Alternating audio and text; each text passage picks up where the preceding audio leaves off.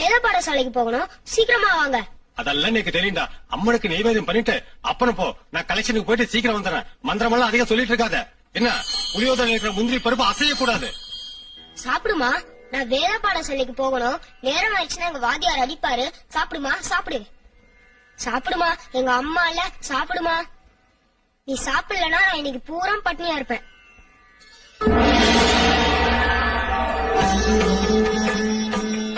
சாப்பிடுமா, ஆறி போறதுக்கு முன்னாடி சாப்பிடுமா.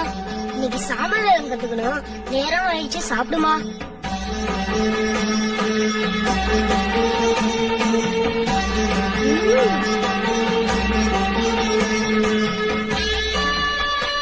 நல்லா இருக்கா?